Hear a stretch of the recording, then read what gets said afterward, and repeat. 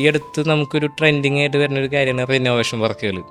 എന്തുകൊണ്ടാണ് നമുക്കൊരു renovation work എപ്പോഴും വരുന്നത്? ഒരു വീട് പണിയുന്ന സമയത്ത് മേ ബി ക്ലയൻറ്റ് അവെയർ ആയിരിക്കില്ല യൂട്ടിലൈസേഷനെ കുറിച്ചിട്ട്. പിന്നീട് അവർ പതുക്കനെ ഉപയോഗിച്ച് അവർക്ക് എന്തൊക്കെ വേണം, എന്തൊക്കെ ആവശ്യമില്ല, അങ്ങനത്തെ കാര്യങ്ങളൊക്കെ പഠിച്ചതിന് ശേഷം പിന്നീട് അവർ അതിനെ റിനോവേറ്റ് ചെയ്യുക അവരുടെ ആവശ്യങ്ങൾക്ക് വേണ്ടിയിട്ട്, അവരുടെ റിക്വയർമെൻറ്റ് ഫുൾഫിൽ ചെയ്യാൻ വേണ്ടിയിട്ട്. പുതുതായിട്ട് ചെയ്യുമ്പോൾ എപ്പോഴും നോക്കേണ്ട ഒരു കാര്യം, നാളെ ഒരു റിനോവേഷൻ വർക്ക് നമുക്ക് വരാൻ പാടില്ല. അതിന് വേണ്ടിയിട്ടുള്ള കാര്യങ്ങളാണ് നമ്മളെപ്പോഴും ചെയ്യേണ്ടത്. ഈവൻ കിച്ചൺ ആണെങ്കിൽ കൂടി നമ്മൾ ഡിസൈൻ ചെയ്യുമ്പോൾ നമ്മുടെ റിക്വയർമെൻറ്റ്, അത് നമ്മുടെ ഇപ്പോഴത്തെ റിക്വയർമെൻ്റ് അല്ല, നമുക്ക് ഫ്യൂച്ചറിൽ നമുക്ക് എന്തൊക്കെ യൂസ് ചെയ്യാൻ ചാൻസ് ഉണ്ടെന്നും കൂടി നമ്മളൊന്ന് സ്റ്റഡി ചെയ്ത് കഴിഞ്ഞാൽ കുറച്ചും കൂടി നല്ലതാണ്.